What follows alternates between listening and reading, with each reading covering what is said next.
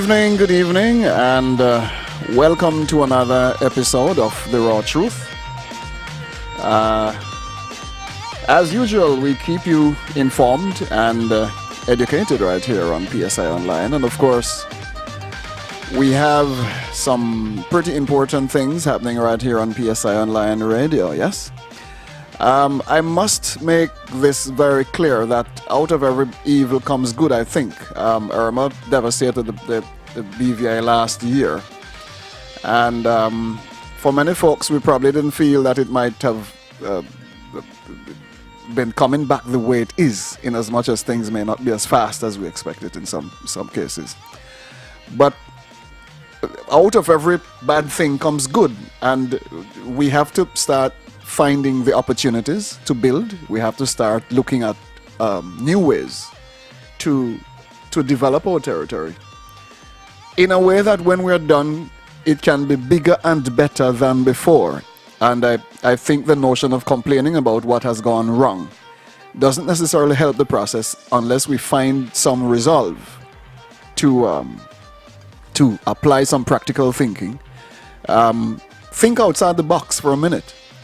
And whatever we can do as a people, collectively or individually, to change the scope of things around us, then that I think would be worth it. Yes? Some folks always said, God will help us. Well, God helped those who help themselves. We got to get up off our butts and do stuff. Yes?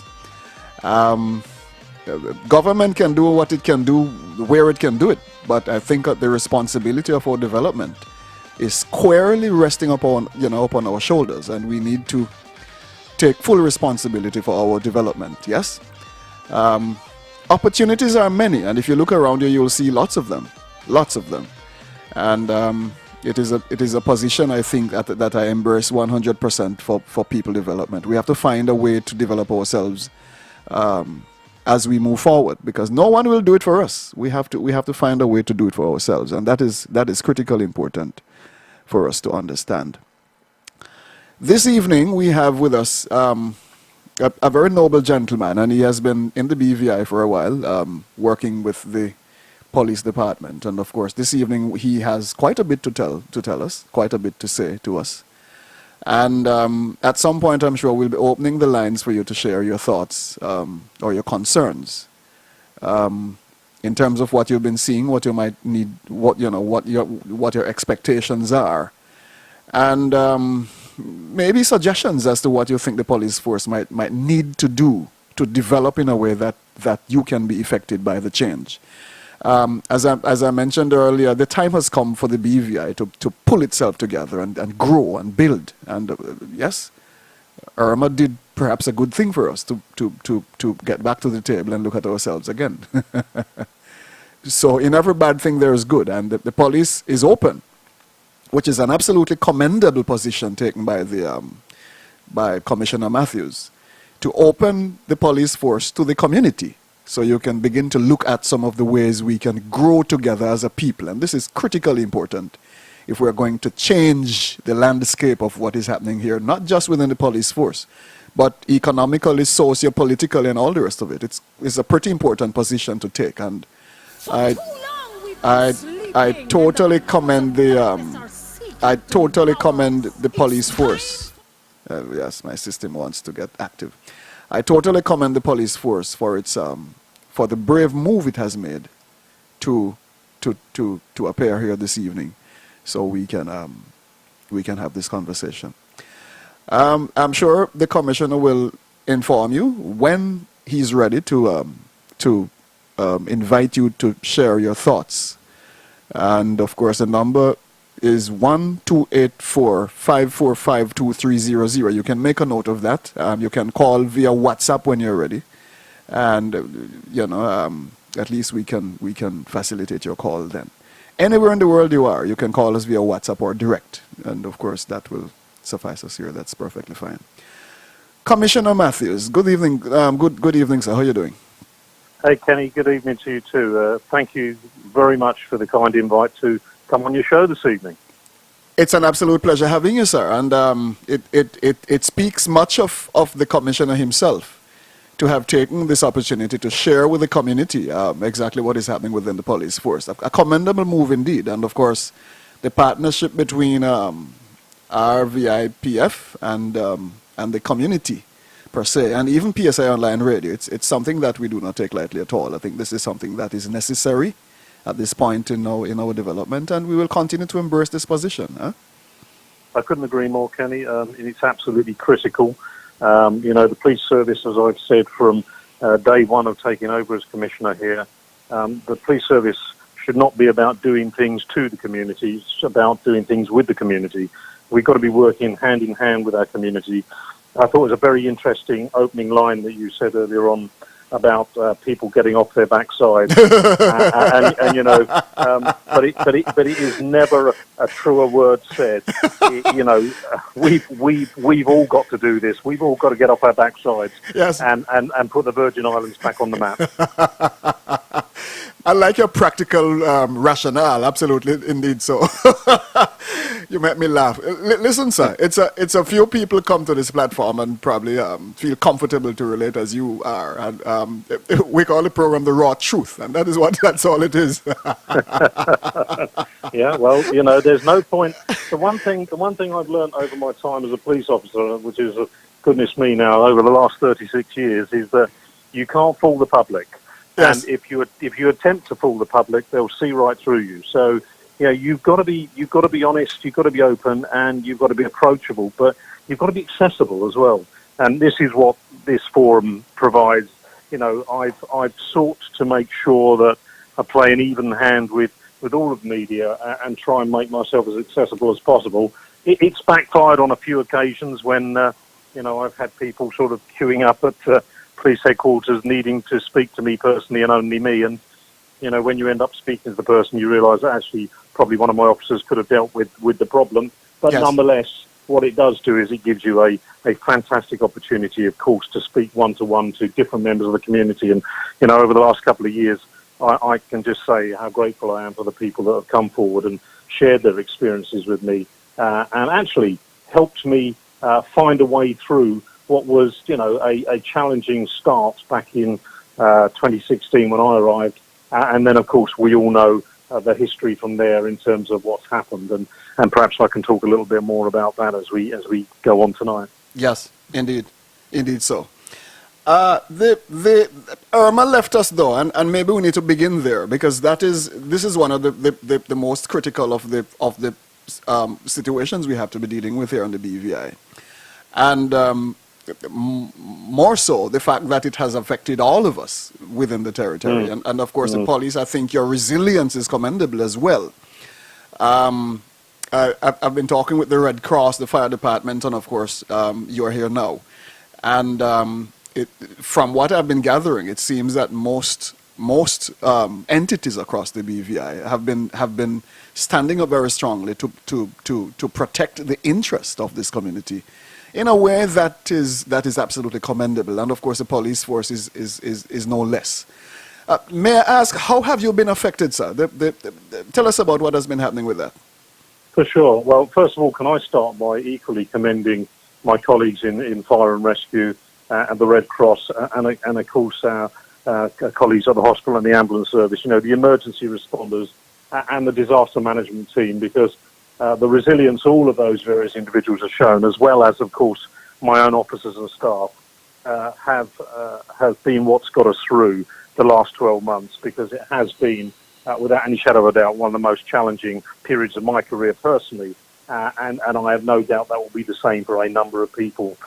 When we first spoke about doing this program tonight, Kenny, one of the things we talked about was the immediate aftermath of Hurricane Irma and what happened here. Yes. And I said that it was very, very important that, especially because you've not only got a local, but you have a national and international audience listening to you. Yes. I said it's very important that we get the right messages out, because immediately after Hurricane Irma, in the absence of the right messages going out, the void that was left was filled with inaccuracies. Now, that was no fault of the infrastructure of the BVI. The radio systems were down, the telecommunications were down. We didn't have a voice for a period of time, and we couldn't speak to our own communities, let alone internationally. Yes. But some of the first headlines we saw was, crime is spiraling out of control, mass looting. Irma, police have lost control. Irma has, created all these victims. Now, first thing I'd say is crime did not spiral out of control. And to our international listeners, the BVI remains one of the safest territories in the whole of the Caribbean. I agree. And long may it be so. And we are welcome and looking forward to people coming here to enjoy their leisure time and, of course, spending their money with our beautiful islands here. Yes. But these messages went out, and not only did they go out internationally, which, made people start to think twice about this location in the Caribbean. Yes. But the local community got scared. The local community got scared by this message. Completely understandable, of course. Yes. And we had to make some tough decisions, and some of those decisions, of course, were around arming police officers, which is never a decision I take lightly, and that was increasing the number of armed officers on the street, all the way through to seeking assistance from overseas forces. And as you are aware, at one point we had officers from the Royal Cayman Islands Police, the Bermuda Police, and a number of British police forces working the streets here alongside our own officers. Yes. Now that gave a good level of reassurance back to the communities very, very quickly. But nonetheless, there were still stories going out there of saying, it's all fallen apart in the BVI, what happens when these cops leave, it's all going to spiral out of control again. There's some realities that I think we can talk about, a year or so on now. Yes.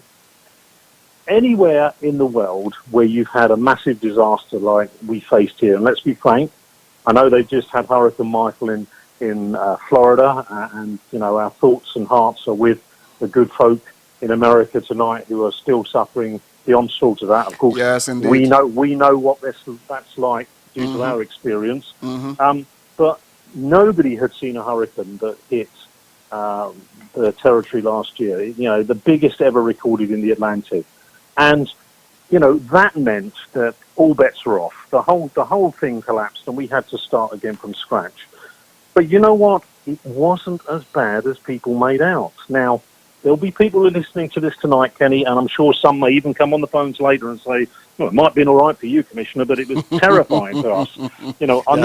I'm not criticizing people's personal fears and perceptions. Yes. But I have to work in reality. And so, we know that around the world, whenever there is a major disaster like this, one of the most common features of this is there is looting. Yes. That happens immediately afterwards. In fact, during our planning for the response to this hurricane, some days before, when we were deploying our officers and working out the numbers we'd need on duty, one of the things in the planning assumptions was we may have looting if we lose electricity or lighting or whatever. Yes. So it was always there as a threat.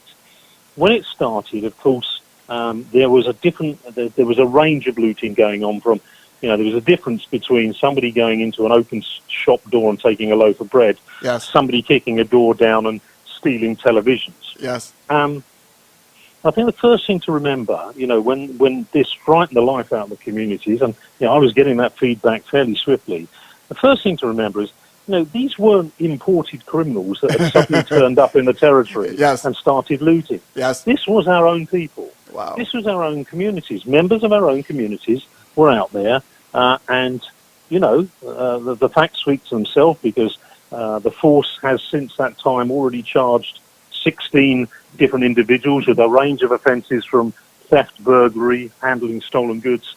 We've been catching up with these people. Okay. Of course, the businesses would have wanted us to have stopped the looting sooner, and I absolutely understand that. Mm-hmm. And of course, the surge of police officers assisted in doing that. Mm-hmm. But in reality, if we have another hurricane, and let's pray that we never do on the scale that happened here, but if we have another natural disaster like that, I will have to plan again for the potential of looting. Yes. And that's a reality.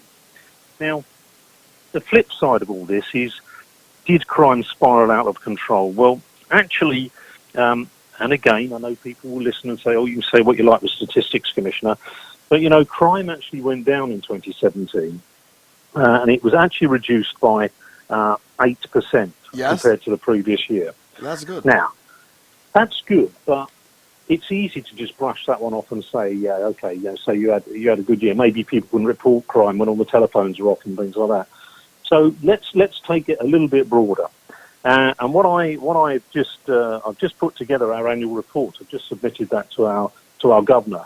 So people will be able to read this in due course as a public document. But first to hear it tonight on your station. Yes. What I got our analyst to do, who's an independent guy, he's not even based here in the territory, he's based in Jamaica. I got him to look back over the last 5 years.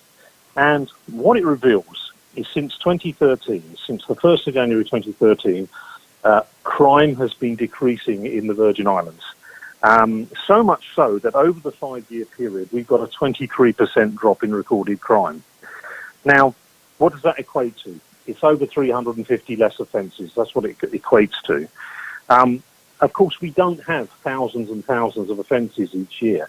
And at the end of 2017, we actually recorded just over 1,200 crimes for the territory. But the point being is that over the last 5 years, the trajectory of crime has been going down across a lot of categories, including some of the ones that cause the most concern, like robberies and violence. And that trend has continued into 2018. Yes. As we sit here today, at the end of August, just gone, the force were measuring a further 9% reduction in crime compared to this time last year. Now, they are the stories that require a lot of believing by the community because there's mistrust out there. There's a lack of confidence on occasions in my offices, and I understand that there will be reasons why people have a bad experience with the police and, all of a sudden everything the police say isn't true. Yes. But, you can't actually argue against the figures over a measured length of time like that, 5 to 6 years, whereas a steady trajectory of crime going down. And at the same time, another piece of good news for our communities is our ability to detect crime, and what I mean by that is our ability to capture and deal with criminals is increasing. Yes, that's good. So again, just as by way of an example, at the end of August, we had achieved a target of catching 45% of people who were committing crimes in the territory. Mm-hmm. So for every 100 crimes that were committed in the territory, we were catching people in 45 cases and dealing with them through the criminal justice system. Mm-hmm. Again, some might say, well, Commissioner, shouldn't it be sort of 100%? Shouldn't it be 80%? And of course, we'll work on that. But when you think that the average around the world is considerably lower, and certainly the force I was operating in my days in the UK, we were lucky if we got 22, 23%. Yes. So, considering we have such a small community here, our officers don't do too badly in terms of the number of offenders that they catch. Yes. But, Kenny, the statement that I want to finish with in terms of this section is simply this. I can talk all night to you about the number of people we're catching. We all know the huge backlog in the court. We can see that we've had to bring in extra magistrates, and of course Irma was part of that. Yes. But the courts are extremely busy. The prison is bursting to its seams. Why is that? Well, we're catching a lot of people for sure, but actually that means there's been a lot of people out there who have been committing offences. Now, it's funny, that crime is going down per se, but we've still got this relatively small group, a lot of them repeat offenders who are going out there and committing crimes against their own communities. And I don't believe that's a problem that can be prosecuted away. Yes. It's a social problem, and it's something that requires a much broader response to it than just policing. Mm-hmm. And so I perfectly accept that there will be criticisms of the force and the way we do our business, but I equally say you can't hang this one just on policing. There is a wider issue here, And perhaps later on we'll have the opportunity to talk about, what sits below some of those figures of crimes that do actually happen in the territory, and in particular one of the big concerns that I have, which is the issue of domestic violence. But I just thought that to begin with, Kenny, would at least put out some factual data about what really happened after Irma, how the force is operating in terms of its response to crime at the moment, Yes. And actually what the data is telling us. You can't rely on the data 100%, of course. We have to have other mechanisms to ensure that what we're reading, what we're recording, we believe is accurate before we put it out to the public. Yes. But I'm pretty confident in the figures that I've just given you tonight. That is awesome. Sir, let me say this to you, see. Criticism of the police force is normal because from the perspective of what I call positive critics, positive in quotes, it may help the force in many ways to look at its operation, where you have positive criticism to help you to develop in a way that is going to probably address some of those issues. So that in itself is a good thing.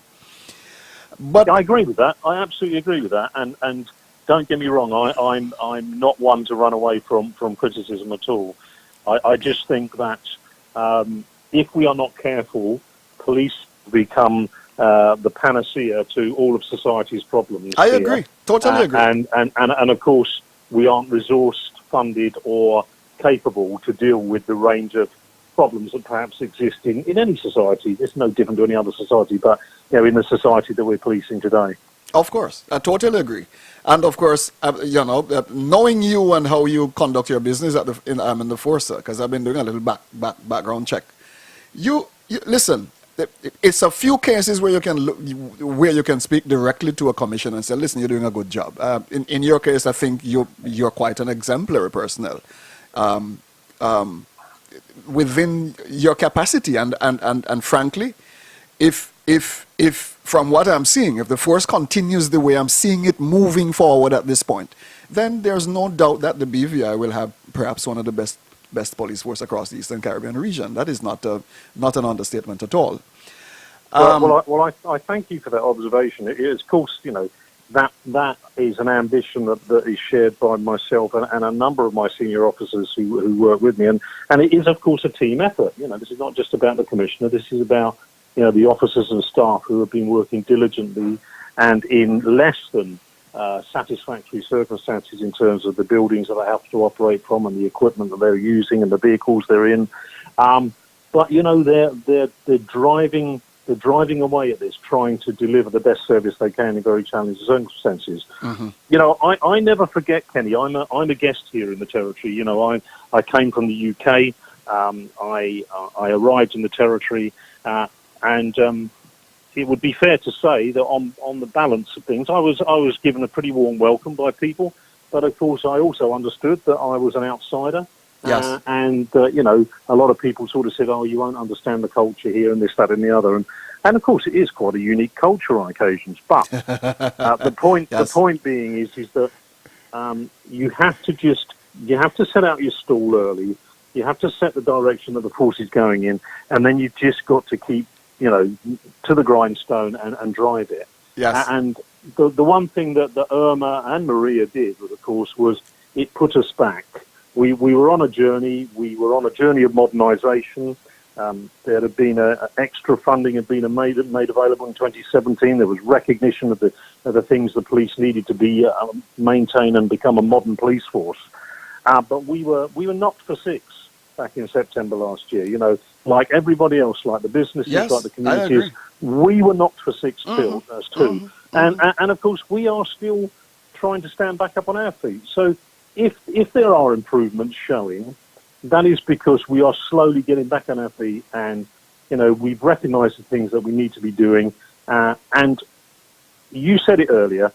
Some good things can come out of this kind of disaster, and without any shadow of a doubt, the investment that is now being made in security and policing for the future will bode well. And I suspect that some of that investment would not have been made had it not been for Hurricane Irma, which has now forced the hand of everybody to say, okay, we've got to rebuild, so let's not build what we had before, let's build something better for the future. Yes, indeed. The matter in relation to your outlay in terms of the general police force in the BVI, from your chair, what have you been seeing on the ground in terms of police relations with the general community as a whole? Right. Well, one of the tragedies of Hurricane Irma, if you like, was that we had to withdraw our dedicated community officers from our set districts and draw them into sort of a frontline response that was needed at the time. And we are seeking now to rebuild that because, in answer to your question, we have had a lot of feedback that has said, we hear what you're saying, Commissioner, but actually, on the streets, we aren't in touch with your officers. We're not confident in some of the officers we meet. I have complaints like any big organisation that some of my officers don't get it right. Some of my officers have been rude, and it always disappoints me because I know that the vast majority of people who work for me are intent on trying to deliver the best policing service that they can, whether they be police officers or police staff. But every now and again it doesn't work, and we have to learn from those things. And I want us to be a learning organisation, and that's why it's important to talk to social commentators like yourself. Yes. That's why it's important to reach out to the community and say, yes, let's be transparent, let's be open. There aren't any secrets here in terms of what we're trying to do, and we are in listening mode because it goes back to that phrase, I don't want to do things to the community, I want to do things with the community. And if the community has got feedback for us, whether it's negative feedback or positive feedback, we've got to take that on board and we've got to listen and we've got to learn from it. And I hope that we are demonstrating slowly that we are learning from mistakes of the past and advice given to us by the community and others around us that can see what's happened and are pointing us in the right direction and saying, look, Commissioner, this is what we want. This is what we expect from the police service. Not everything's going to be achievable because some things that people expect, if I'm honest, we'll never be able to deliver all the time. We've got two eyes and a nose. But the reality is that we are certainly trying to find out more about what will reassure our communities and provide them with the best level of policing and security that we can for this territory. You know what I love about you, sir? And I'm going to say this. I'm going to say this publicly, and our listeners will agree with me 100%. You are not afraid to call a spade a spade. Where you fall down, you say, yes, we're not doing well here, and yes, we need to do better here. You're not afraid to say that, and this is what people need. People need a sense of honesty.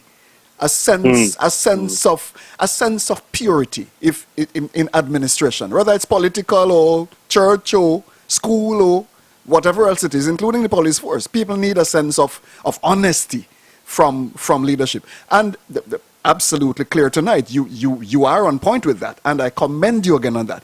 A lot of good points. We're going to take a short break and come right back in a moment. Don't move, listeners. The Raw Truth is brought to you by KMK Productions and Entertainment.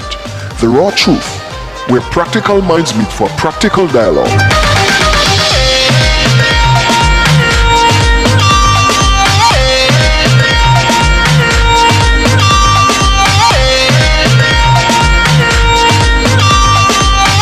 Okay, we're back with you, and online we have the commissioner himself, Commissioner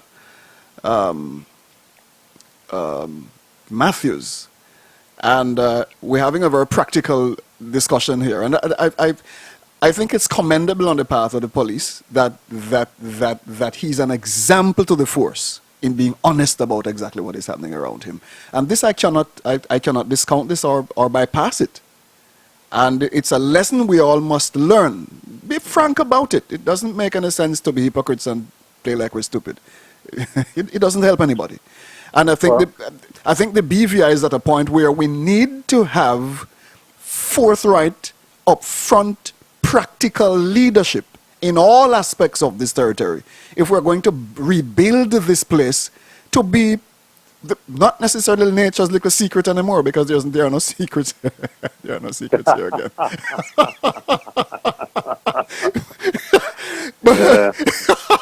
But we have to take it to a new level where we have we have accountability and the transparency in a way that the territory in general can relate to this and embrace it as a virtue.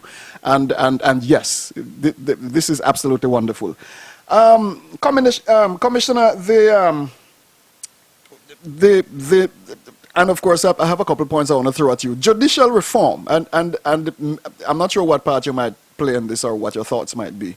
But when you look at stuff like most of the world, the USA, Jamaica has liberalized its marijuana system. Other parts of the world have been liberalizing marijuana. Do you still lock up people for a roll for a spliff, sir? It's funny, Kenny. When I was preparing for tonight, I did wonder whether this would come up. And so as eggs is eggs, you brought it up, so I'll deal with this one. First of all, I often read comment about policing, and one of the most frequent comments is something like, stop locking up young men and women for smoking a joint on the street and go and do a proper, go and catch proper criminals kind of thing. Yes. And, it's an easy criticism, isn't it, to throw away there. Of course, first and foremost, my officers cannot pick and choose which laws we enforce. Yes. We enforce the current laws of the territory as laid down by the House of Assembly, by our elected representatives who legislate for these things. Yes. So my job, whether I think it's right or wrong on occasion, yes, is to enforce the laws as written. And at the moment, it is illegal to possess, smoke, etc., cannabis. Now, there has been conversations, and I've certainly can say this, that the Premier himself has spoken to me on this subject with regard to, whether it's time for the territory to look at what other jurisdictions are doing and to determine whether that's an appropriate response for this territory. And of course, that's not a matter for the Commissioner to give an opinion on either way, yes, in many respects. But I will say this. It is quite clear to me that on occasions there is a much better use of police time than processing and prosecuting people with small amounts of cannabis. Yes. That said, Kenny, if you're going to be stupid enough to stand in front of a uniformed police officer with a joint in your hand and blow smoke in their face, then yes, you're probably going to get arrested. Yes. So I know that our government here have looked at this. They've discussed this. I've seen no firm decisions either way. I think they're still looking around at what other jurisdictions are doing and looking at benefits against disbenefits, and I'm sure there's an equal amount of both. But, my view is at the end of the day, whatever decision the government come to, we'll enforce whatever laws we're required to enforce. But, when people sort of tell us to ease off a bit on some of these things, very, very difficult for my officers. They're there to enforce the current laws of the territory. Yes, yes, absolutely. I it's a matter of discussion, and I think for the fact that the world has been moving in that direction, I thought it's an important question to ask, to pose as well, because I certainly think there's a growing amount of evidence, Kenny, to sort of say that this is maybe this is the time for jurisdictions to revisit whether small amounts of cannabis are A, harmful, and B, should be causing people to be criminalised. And I'll be open enough to say I'm quite sympathetic to that perspective. Fair enough. But from that to other matters, you call them petty crimes per se. While there must be law, because I totally believe in the in the enforcement of law, and without which a community will never be what it is if you don't have strong enforcement of the law. And I'm very happy that the BVI hasn't been necessarily compromising that position on the ground. It's a good position. But then you look at other matters like other petty criminal offenses, for example, which you're talking about young people here. You're talking about folks ending up in odd situations because they sometimes of influence, sometimes because of all kinds of different other reasons they end up in some of these situations. Yeah. On the ground, sir, as you said, the overburdened court may have quite a bit to deal with, perhaps, if these, in quotes, petty matters continue to pile up. Yeah. Have you ever thought of a different approach to dealing with some of this in terms of counseling, in terms of rehabilitation, in terms of that sort of thing, outside the court system per se? Is this the thinking currently, perhaps? I would totally endorse what you're saying. I believe that there is a case in the territory for diversion from the courts for let's call them minor matters for now. Yes. But not always minor matters, you know. Our magistrates and judges are very overworked. We are very fortunate in the BVI in that the Chief Justice for the Eastern Caribbean Court is, of course, a BVI Islander. And Dame Janice has recently given guidance to the courts about looking at some of these issues. And we've just been invited to join a working group chaired by one of our High Court judges, and my Detective Superintendent of Crime has been to a meeting. And on the agenda for that meeting, just in the last week, was this very issue about, you know, can we develop police caution, for example, so that, you know, somebody can be dealt with without going towards a court, doesn't get a criminal record, but yes. a police record is made of it.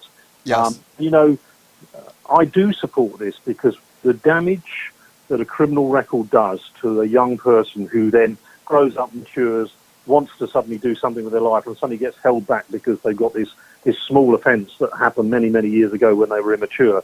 You know, that can't be right, that can't be fair, and there needs to be a more mature way of dealing with that. There you go. Of course, looking again, as we mentioned earlier, other jurisdictions, we can draw on the experience. We can draw on the experience of the UK. We can draw on the experience of other Caribbean countries. There are diversion systems that are practiced and are working, and I think we've got the opportunity to do that here. And I'd be as bold as to say I think that at the political level, I think we might be pushing against an open door as well. I think most politicians would see the logic of passing laws that would enable us to divert, especially young first-time offenders, away from the courts and the risk of a permanent criminal record. Yes, indeed. It's a thought I've been observing for a while, and when the day is done, say it's a good thing that your thinking is along the lines of embracing rehabilitation rather than throwing everything through the system, because it does create a problem. The backlog, from my knowledge, is quite significant over recent years, and of course, where it really doesn't warrant the courts in petty instances. Absolutely sweet that you're thinking about this as a matter of looking at alternate means of dealing with it. Well, I think what's encouraging as well, Kenny, is, as I said, you know, the courts themselves, the judges, the magistrates, are also examining this. So, you know, this is not about the courts resisting, you know, or feeling that something's being taken away from them. I think they've all recognised that there is other ways that we can still deal with law and order, still provide justice to victims, yes, but without necessarily, you know, destroying somebody's life, you know, over Wonderful. a matter that they will probably regret, you know, in the future. Wonderful. Absolutely wonderful. Which takes me now to the matter of domestic violence, because this now is a biggie. Yes. And over many years, I've seen where gosh, it's been really crazy. Two sides to that. Let us begin with domestic violence itself. Can you give us a backdrop on that, please? Yeah, well, and thank you for bringing us on to this. As you're no doubt aware, your listeners may not all be aware, but it actually is Domestic Violence Awareness Month this month, and a lot of effort is going on to raise people's awareness of this as a problem. Wonderful. If I say this to you, because it always shocks me, and I think this will shock people listening to this interview, but on average, I get to see a report every 24 hours of crime and incidents in the territory that my officers are dealing with, and on average, there are one or two incidents of domestic-related or domestic violence in every report. Wow. And just to give you a real up-to-date figure, which I recently reported to the National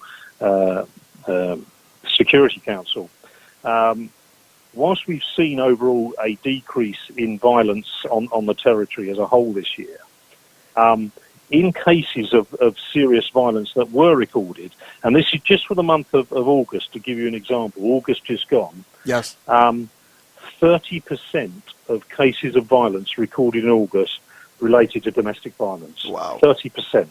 So it was 21 out of the 60-odd reports we received in terms of violence offences, 30% were domestic violence related.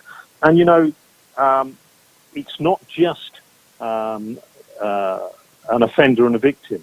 It is much, much wider. It goes much wider. It affects communities. It affects family members. Yeah, we had an accident, an incident reported quite recently where a father left his 5-month-old infant in a baby carrier in the middle of an open parking lot. Wow. because he'd had a fight with the mum and he refused to take care of the infant, as a kind of retaliation. This is the kind of madness that happens when the red mist, as I call it, comes down. And we've got to have a change in thinking, and I endorse the work going on behind the Domestic Violence Awareness Month. Yes. But this really does need a shift in our thinking. And when we actually drilled down and again had our analysts to do some work on this, it seems that a lot of domestic incidents that we're dealing with as territory are around betrayal. It's betrayal of one kind of another.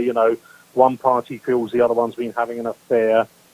Infidelity can rise up very strong feelings in an individual. And these days, of course, you can find out quite easily if your partner, your wife, your husband, whatever, is being unfaithful. You don't have to hire a detective for that. Social media, telephones capability, the mobile phone revolution. One of the most frequent domestic violence calls we receive is, let's just say, a man and a woman are having a fight, and the reason they're having a fight is because he's seen a text message on her phone. And then what happens is they have a fight, and the phone gets smashed, and somebody gets assaulted. Yes. And, this whole issue of the cellular phone that holds all these secrets actually becomes the centre of attention for a domestic-related issue. Wow. And let me tell you, Kenny, some of these incidents, that start out over something quite trivial can end up with some quite serious assaults. And my heart sinks at times because we know that there's underreporting. We know that some victims out there are too frightened to come forward and talk to the police about the hell that they're living in. And that is not just women. There are male victims out there as well.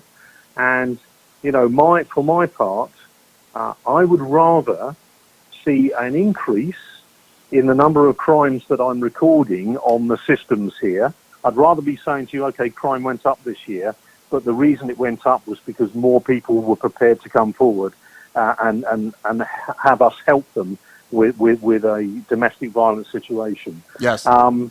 But, the victims are out there. Those that do come forward then leave us very often in a dilemma for all reasons that I understand, because, we will intervene, we will make an arrest, and then the party that's the virtual complainant, the victim, will suddenly, the following morning come down the station and say, oh, I'd like them released, I don't want anything done about it. And, I'm not up for prosecuting every time, Yes. but it most certainly, in certain cases, you realise that actually you are letting an offender out who is more than likely going to re-offend, and that person will be a victim again. And it's a vicious circle. Yes. Now, one of the things that people don't understand too well in the territory is that the officers do have powers to make an arrest for even what we will call a cooling off period, where we don't end up charging anybody with anything, but to take the sting out of it at the time, we'll remove somebody, and we can hold them at the police station. Now, that's a little bit of diversification, if you like, because we're not seeking to press charges on those occasions, but Right. we recognise that otherwise we're going to have to leave a police officer sitting there all night. That we're going to have to, take one party away from the other. Yes. Yes. You wouldn't believe the number of solicitors' letters I get sent, trying to sue the police force for unlawful arrest and things like that. It's on the statute books, and even if it wasn't on the statute books, pragmatism has to rule and say, when the police are called to something like that, they've got to intervene and they've got to break it up and ensure the safety of any potential victim. Now, bottom line is, we must start addressing, how people can control their moods, how they can walk away from a situation rather than immediately resort to violence. Because it seems that, most of the incidents that we're dealing with here, we go from a very quick argument to, suddenly we've got a serious assault on our hand. And in the worst case scenarios, of course, we can have a homicide on our hand. I'm going to steal a line from one of my sergeants, Kendall Bob, who's in our family and juvenile unit, Yes. because he previously led a campaign called Take Time Out. And the point he was making with this campaign was about having an alternative response to violence between couples, between spouses, between family members. And, this was all about, if you know that a few drinks of alcohol is going to set you off, Yes. reduce your intake, count to 10, walk away, turn the Yes. other cheek, Yes. the whole range of things. And the bottom line is, if you genuinely believe, that your spouse or your husband, your wife, your girlfriend, your boyfriend is cheating on you, you know what? Walk away. Go and find somebody that's going to be more honest. But, resorting to this kind of frustration and violence and temper issue, where does that get you? Most likely in court, most likely a criminal record, and for what? Somebody who you didn't trust in the first place. So, I'm perhaps, there needs to be a far more serious debate than we could have in the time that allows us tonight here. And I'm perhaps sort of like preaching already to the converted to those listening. But I will say this. The territory has a domestic violence issue. Yes. And it isn't going away. And it's been with us for many, many years, long before I came here. And it is continuing. And it is one of the most frequent calls that the police service deal with. And something needs to change. And again, it's not a problem that you can prosecute away. It's a social issue. It's something that we're going to need the combined resources to deal with this. Yes. We need community leaders. We need church leaders. We need politicians. We need people coming together You're in my brain. to address this and be prepared to be honest and talk about it. Yes. People don't like to talk about these things. And you were right earlier, Kenny. If you're not going to be honest about this, if you're not going to put this stuff out there, then people will just hide it away and make it doesn't happen in our town. Commissioner, And that's just not true. Commissioner, listen, sir. I have been, listen, the whole issue of family within this territory, not unique to any other, but by virtue of our demographics, when you look at what has been happening, especially in churches, because most people are in church every single Sunday morning or Saturday morning. Now, maybe it may be that the police force might need to look at strengthening its relationship with churches at this juncture, where some form of education can be executed within the church setting, where pastors make it their responsibility, sir, to educate their members as to how to live among themselves to avoid getting in conflict with the law. Yes? I personally do not think enough is being done at the church level to help families to understand the system of law and the offenses relative to this position. Which takes me to the next point. When you look at what is happening with offenses among men and women, the women have been protected by government, and that's a fact, and more so because men have been abusive for the most part. But to date, sir, there is a flip of the coin where women have become the aggressors in the homes.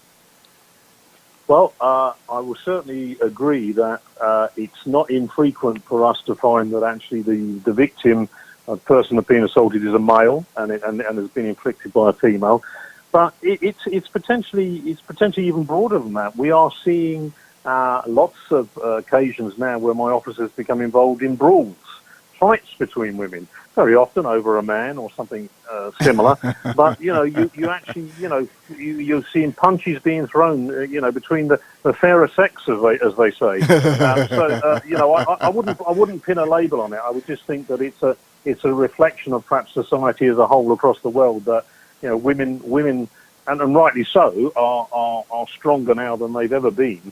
But that manifests itself in a number of ways, and some of those ways is that we are seeing especially some of our younger ladies, exhibiting extreme violence on occasion on our streets. And going back to your point about the pastors, we have some excellent pastors in this territory, and I've had the privilege to meet a number of them and attend a number of church services, and I would welcome any partnership, any joined up working with the churches, with our social ministry, with our community leaders.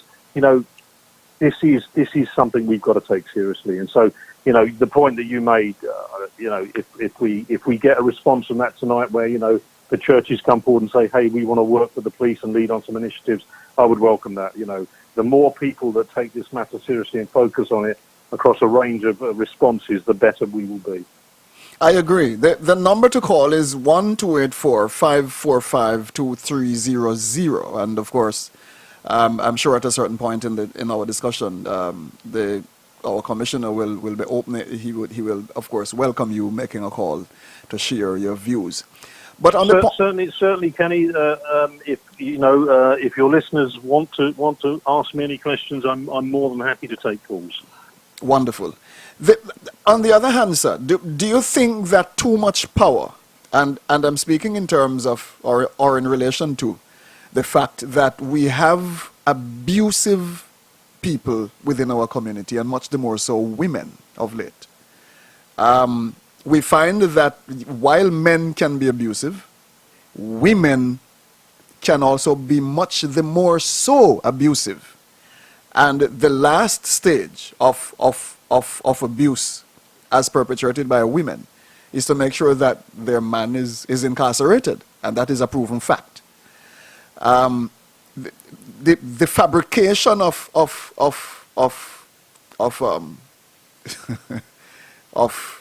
all kinds of nonsense that women report to police to put their men in trouble, sir, technically.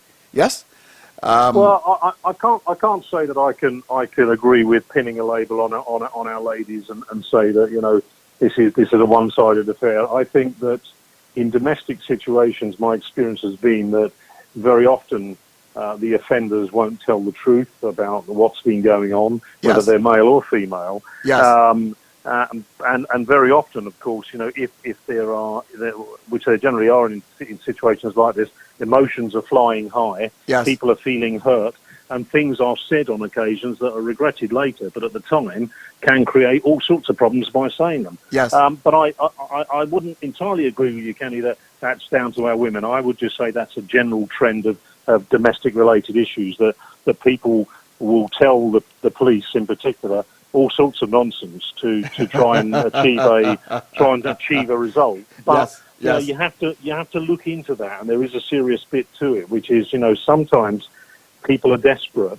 Yes. And, you might have been a victim of domestic violence for years and years and years and not known how to escape. And your one opportunity comes to escape because you can tell a story that will get the police to react. And I kind of understand that, but it doesn't do anybody any favours if at the end of the day we find out that, the truth hasn't been given to us and we can't then help that individual.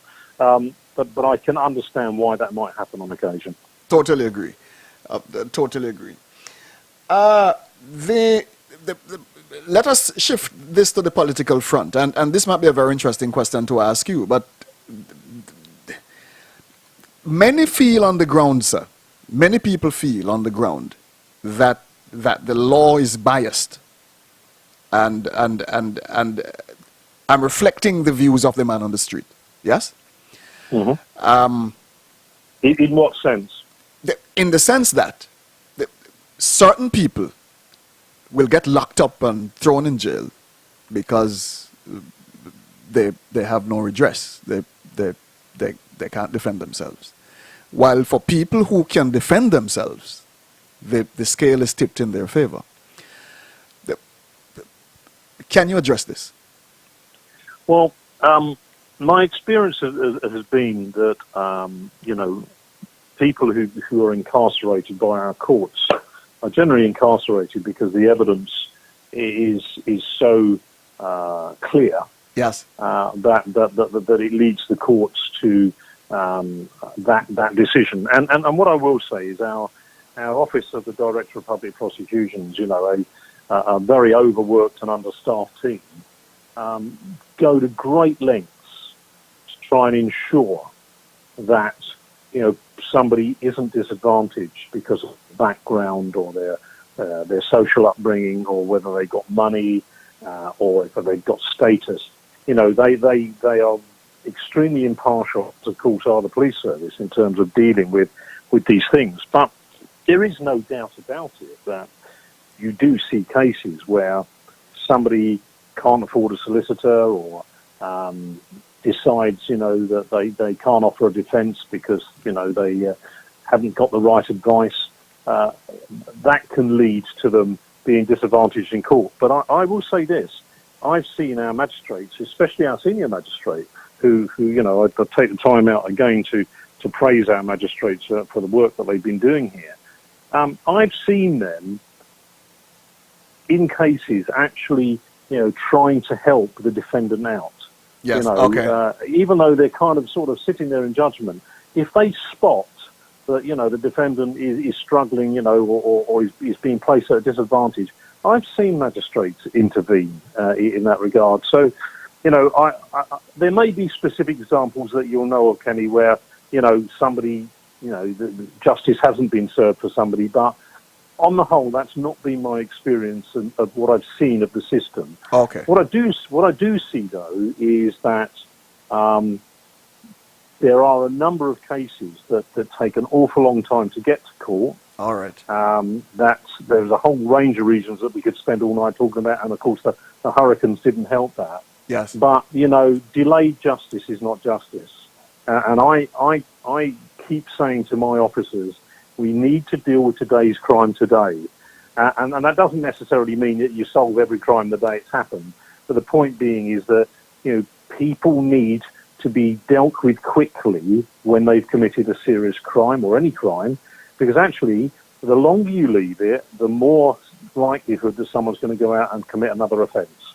Yes. If you can get somebody before a court fairly swiftly and they're dealt with fairly swiftly, the more likelihood is that they might learn from that lesson and not go out and commit another offence. But the delays that we've seen over the last couple of years in this territory, I think, is adding to our problems. Yes, okay, there you go.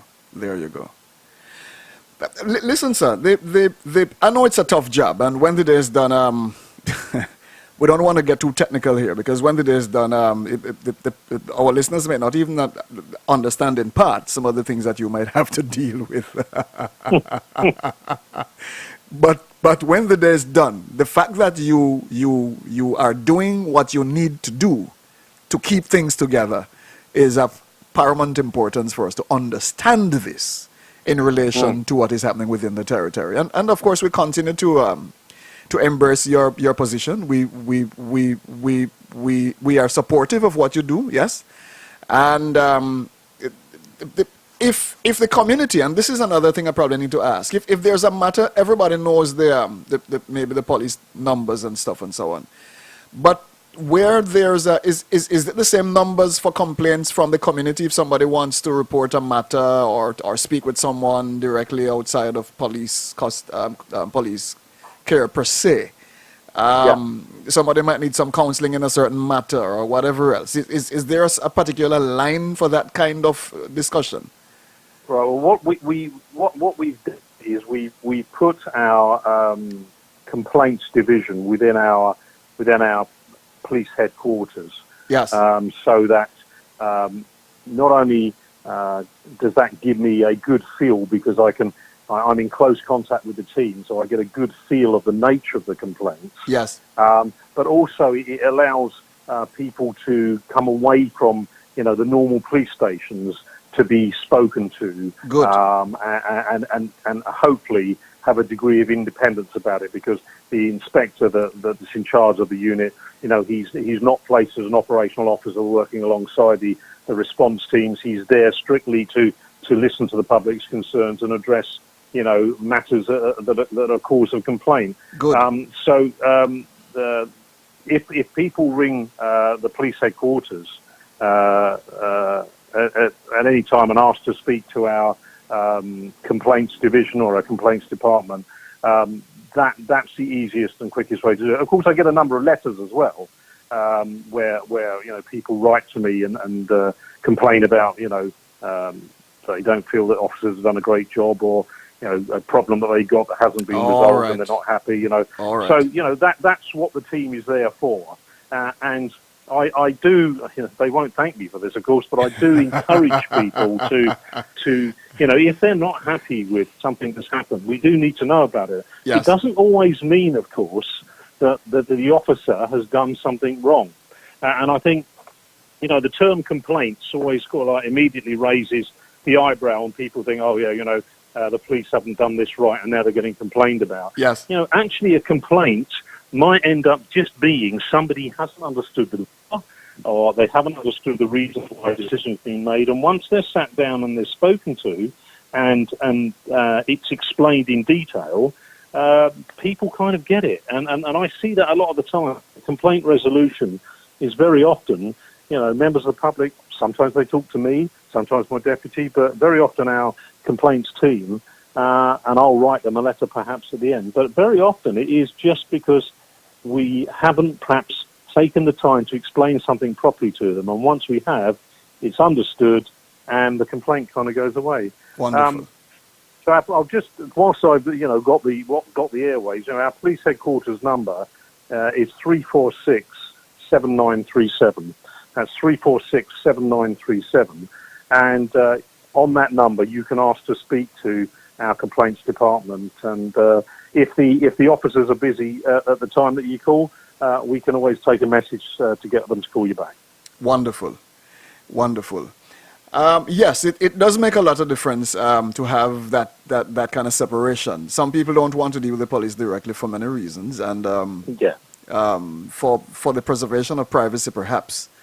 Yeah. And I'm sure the police force is a pretty safe place to make a complaint, sir. Can this be taken for granted?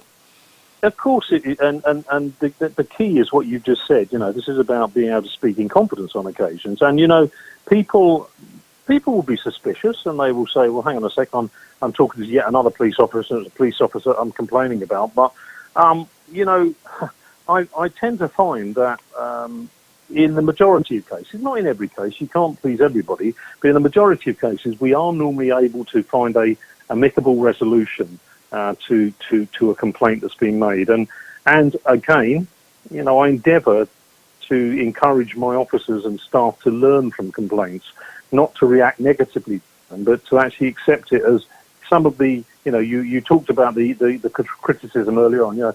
Try and take some of the complaints as constructive criticism as we move forward. Yes, absolutely.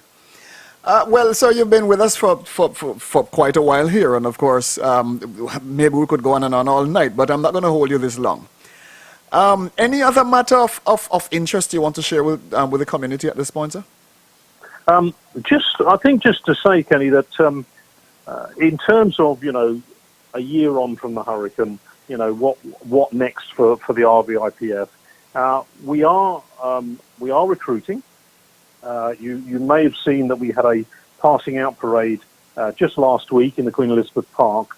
Yes. 26 recruits passed down. Now, that was a delayed parade by a year. They were our recruits of 2017. Yes. The largest ever intake the force had taken in its 50-year history. Wow. But we are recruiting again now. And in fact, just sat in headquarters today, I've watched my recruitment team going in and out of the conference room with lots of hopefuls coming through the door. And the caliber of applicant is very, very high.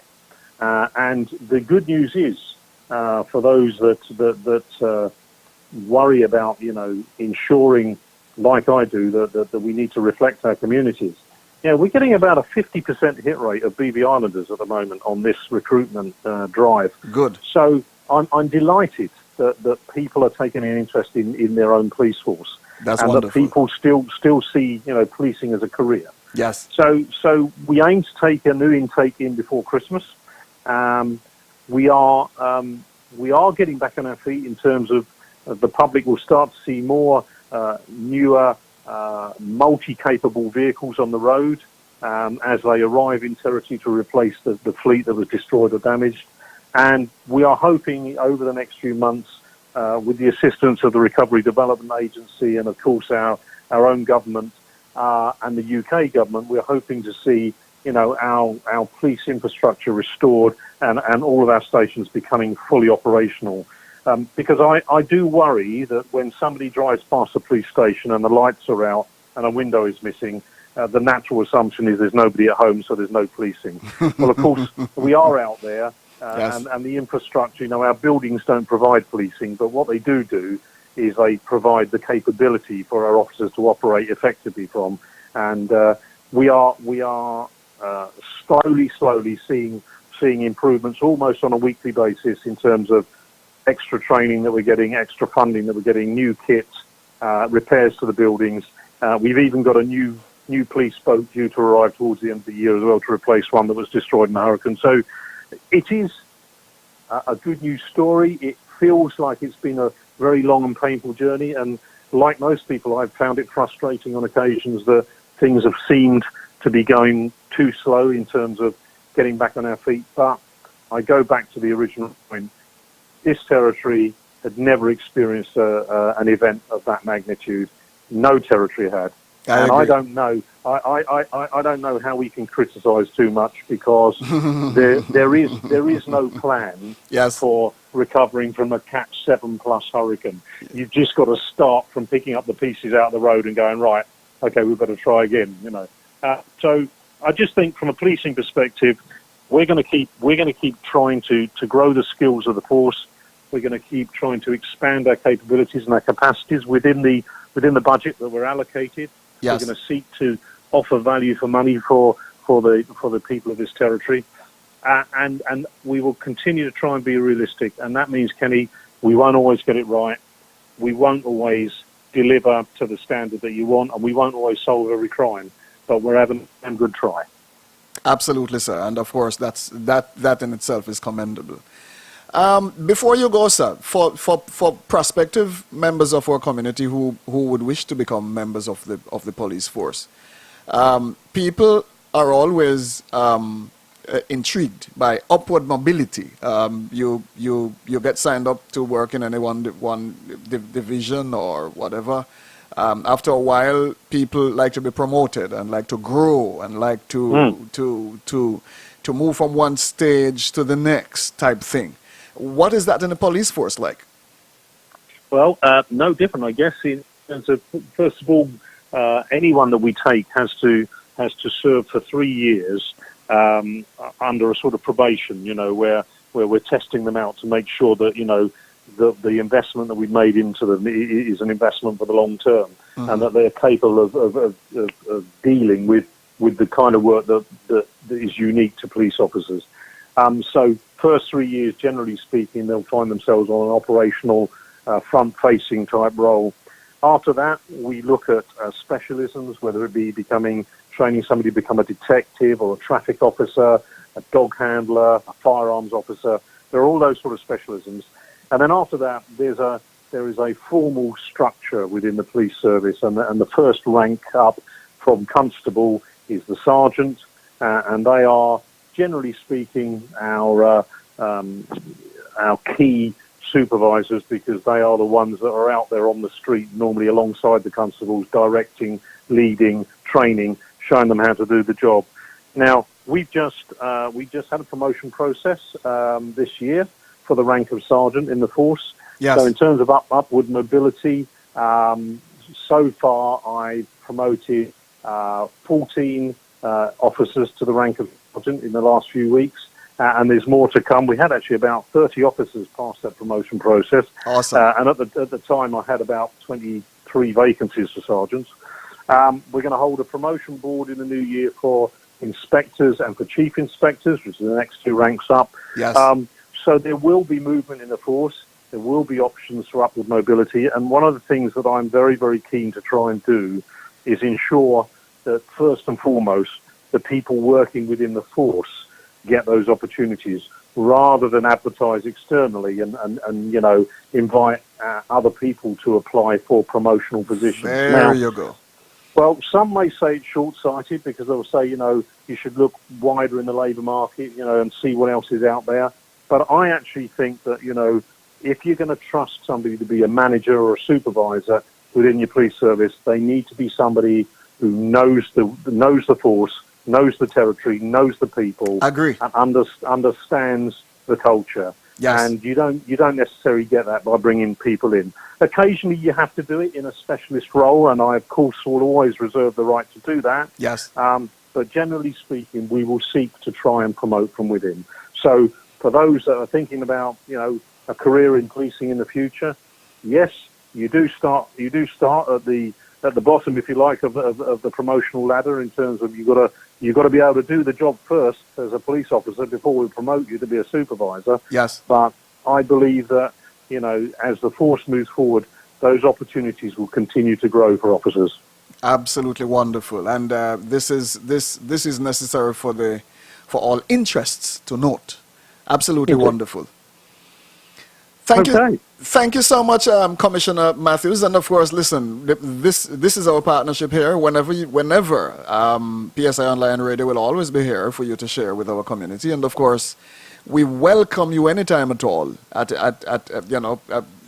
any time, to pop in and of course share any new developments with the community as we move forward, developing, rebuilding this territory. An absolute honor having you, and it's a pleasure anytime at all for you to show up. Thank you so much for being as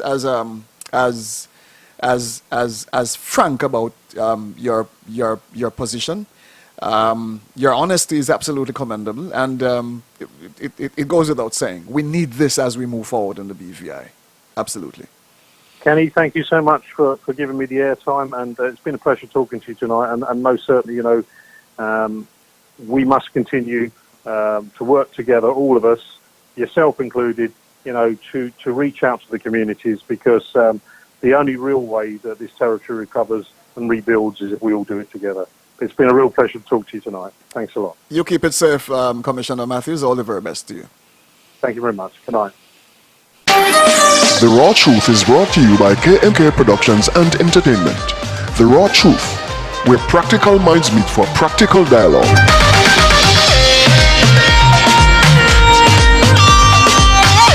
Commissioner Matthews, quite an interesting presentation, and of course, for those of us who are considering a career in policing, of course, now you know it. The options for upliftment and promotion is very real, and of course, Commissioner Matthews is on a drive to make sure that officers who have been working hard are rewarded for the hard work they do. Absolutely commendable. We will continue to keep you posted as to the developments within the police force. An absolutely wonderful opportunity to relate to you from PSI Online Radio the developments within all aspects of our community, all departments of government, yes? And this is something that we do not take lightly. It's our responsibility as media to ensure that you understand exactly what is happening within these entities in a timely manner. Absolutely critical. Thank you so much for joining, and whatever you do, take care of yourselves. This is Kenneth G logging out. Keep it locked.